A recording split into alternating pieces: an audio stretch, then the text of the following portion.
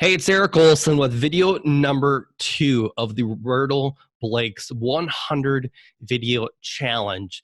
If you don't know who Roberto Blake is, he's a YouTuber that has challenged people to make 100 videos and just get used to being in front of the camera.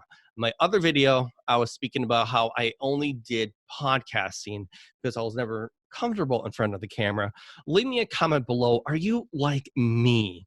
Are you uncomfortable being in front of the camera? I've been practicing a little bit more before I actually hopped on this time around. But thank you, Roberto Blake. Check him out. Today, I went back in the archives and found more videos that I have interviewed people with, and this is a good one. Erin Bagwell is who I interviewed quite a while ago, but I wanted to share what I learned from her. She's going to be speaking to us about a few things here. Movie making, Kickstarter, how she got on Oprah's list, Marie Folio. But if you don't know who she is, Erin Bagwell is a filmmaker and a feminist blogger residing in Brooklyn, New York. In 2014, she launched a successful Kickstarter campaign, raising over $100,000 in funding to produce her first featured film, Dream Girl. And we're definitely going to be speaking to her about how she got, $100,000 with Kickstarter, the strategies. But Google her. She has a great website, Erin Bagwell, Brooklyn filmmaker, feminist writer. If you're into this kind of content, learning how to grow your business, growing authority, branding, leave me a comment. Let me know what kind of strategies that you've had to maybe raise funds for your business or even make an extra little side hustle. Subscribe, hit the notification bell, and then you'll get more videos like this, hopefully better videos than this one. This is video number 2 with the Roberto Blake's 100 Video Challenge. Well, Erin, thank you for joining me here on the show. I told our audience a little bit about you before we jumped on, but can you go ahead and expand on that? Absolutely. Well, I'm a feminist documentary filmmaker from Brooklyn, New York. I produced a documentary called Dream Girl, which is about inspiring and ambitious female entrepreneurs. And we premiered last May at the White House. And to fund the film, I raised over $100,000 on Kickstarter.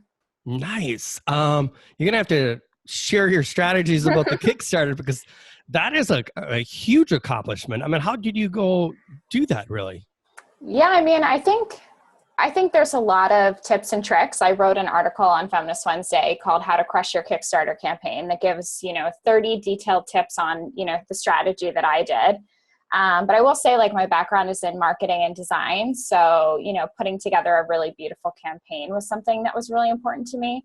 And then I think a lot of times we think, we're going to put something online, all of our friends are going to find it. We're going to go viral. And that's not what happens, right? You actually need to show up in person and you need to network. And I think it took me a little while to figure out if I want to raise the money, I'm going to have to expand my network and start meeting other people and things like that. So don't underestimate the power of leaving your apartment, getting out of your pajamas and kind of telling people about your idea. Yeah, definitely, because Kickstarter is not a place that if you build it and they will come. You definitely have to promote it. So tell us a little bit more about yourself and how you got into entrepreneurship and, of course, the documentary. Yeah, I think I consider myself an artist first and a filmmaker. And, I've been making movies since I was a little girl. I studied digital media arts at Canisius College. So, movie making was always kind of my end game and what I wanted to do. And I moved to New York City after I graduated Canisius College from Buffalo in Western New York. And I moved to New York with the big dreams of making a movie and working in the film industry. And I couldn't get in. I couldn't find that, that avenue. And, I didn't want to work for $100 a day as a PA. And, I didn't have the network to do it and I couldn't do it. So I was in advertising for a couple of years until I was actually sexually harassed at my job. And as an act of rebellion, I started a feminist storytelling blog. I was in this really corporate environment and I felt like there was nothing I could actually do to change that environment. But what I could do was, control my narrative and outreach and try to hear other women's stories and feel less alone. So Feminist Wednesday spawned this, deep dive into feminism and understanding gender roles and the subconscious bias. And it really empowered me to take myself more seriously, to use my voice, and to also find other incredible women. We magnetized so many different, artists and entrepreneurs and activists. And I was really interested in the entrepreneurs. How do you build a business? How do you create, your life? I think being someplace so marginalized where no one was taking me seriously. And then all of a sudden, I'm seeing and hearing from all these women who are, incredible. Like it was really life-changing for me. And I knew I wanted to put them on film and document their experiences. Hey, just a quick little break here. Make sure that you subscribe, hit the notification bell so you don't miss more videos on me interviewing, entrepreneurs, business owners, thought leaders. And if you like the video, go ahead and like it. Leave me a comment of what you think about Erin's strategies, how she, got on Oprah's list, how she raised money for, her film on Kickstarter. Have you used Kickstarter? What are your strategies? Love to know what you do with that. So let's get back to the video. And again, subscribe, hit the notification bell, and then you won't miss any videos. How did you promote this? Because, the big saying is really 80% of it is all promotion and 20% is like basically creating it. So how did you get it out there? I think the Kickstarter did a lot for us. It was the reason that we got to premiere the film at the White House. It was the reason that I got put on Oprah's Super Soul 100 list. Nice. People really became magnetized to our idea. And we did, through that last week, we had 4 days left go viral with the help of the YouTuber and B-schooler Marie Forleo. Are you familiar with her work? Yeah, love her. Yeah, so she's in the film and she helped us promote towards the end, and that really skyrocketed us. So with a little help from Marie, and then really just a lot of hustle. I mean, I took every interview, every article, you got to just get out there and not be afraid to share your message. I'm glad that you mentioned the part about hustling and doing every single interview, because this is a new podcast and there wasn't too many episodes, really no episodes when we reached out to you, and there was nothing there. But what I like about you and everyone else that I've interviewed already is they went ahead and took that chance. Mm-hmm. And I've noticed something. The people that take the chance are also the people that are killing it and succeeding. Then of course. That's the thing is like first of all, something that I always think about, like when I'm doing speaking events or when I'm going to screenings, is like, I come for one. If I can influence, if I can affect one person, if I can, that was something that, one of my mentors told me really early in the game, is if you can focus on one person and being there, then you can kind of, like, all the mishigas kind of floats away and you can really be there and be present for people. So, you should absolutely take any opportunity you get, for sure. Yeah, I'm glad you did, because what's really interesting is the people that still had like a million questions why they should even do an interview. When we dug into their accounts a little bit more, we kind of noticed that they weren't really killing it. Nothing was happening.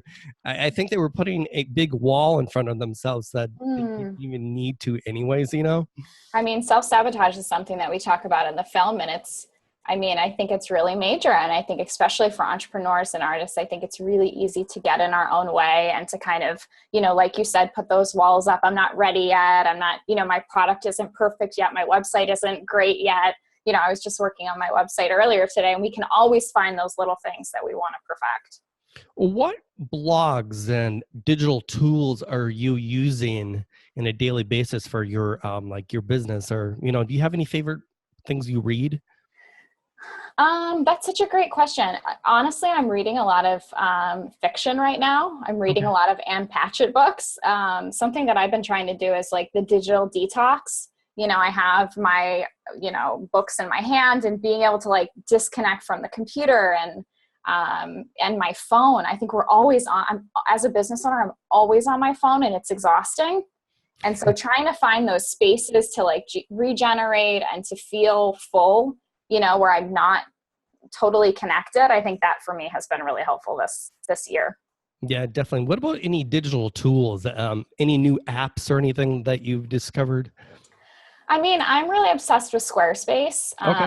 I moved from WordPress to Squarespace I'm building Dreamgirl's website on Squarespace now and my own personal one. And that one has been really easy. I feel like I don't know if I'm using anything really too exciting. We use MailChimp for our newsletter. I don't know if I have any tricks for you. You know what is interesting? You said you moved from WordPress over to Squarespace. Mm-hmm. What was the reasoning for that? Well, I'm a designer traditionally, so I have a really good eye for aesthetics, but I'm not a coder. And Okay. so WordPress tends to be like a little bit more like bogged down. And I was finding that my site was not translating to mobile at all. So in order to like not have to put in the extra code on WordPress, Squarespace just does it for you automatically. It just looks a lot more professional. That's really interesting. I'm gonna have to check that out myself because I'm not much of a coder, but I know exactly what you're talking about now for Yeah. sure. There's like So a little like margins are off and it just doesn't feel, do you know what I mean? Like it looks great on the computer, but everybody's on their phone, so it has to be compatible. you nailed it. Over 60% of any of the traffic now comes from mobile. Yeah. I tried to drill that into my speaking opportunities and anyone that might want to listen. Oh, if someone wanted to know a little bit more about you, your documentary, how could they do that? Yeah, I mean, they could go to dreamgirlfilm.com and, we have the really cool thing about Dreamgirl is that, so I took this idea of the documentary and we produced it and we have all these incredible women's stories. But I decided that me and my business partner at the time decided we wanted to distribute the film. We wanted to be in charge of the way people see it. So you can actually go online and book your own screening of the film and host it for your community. It's only $300. We provide you with the DVD. You get a 32-page Q&A guidebook to facilitate conversations after the film.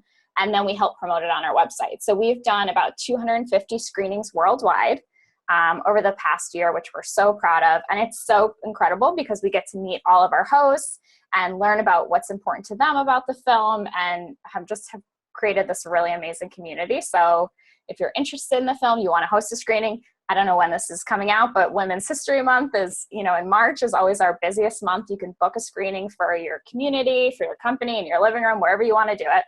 And then I'm also working on a podcast myself called Oh, Beaver Talk, which gives Hollywood unsolicited advice about feminism with my co-host Diana Matthews. So, we've been reading so much craziness in the news about what's happening in Hollywood, and they definitely need a feminist perspective about what's going on. it is perfect timing for something like that. Oh, okay. The site is dreamgirlfilm.com. Is that correct? Yep. Okay, perfect. Okay, ladies, make sure you definitely go there, check out this film. Oh, thank you, Erin, for being on the show and spending some time with me. Absolutely.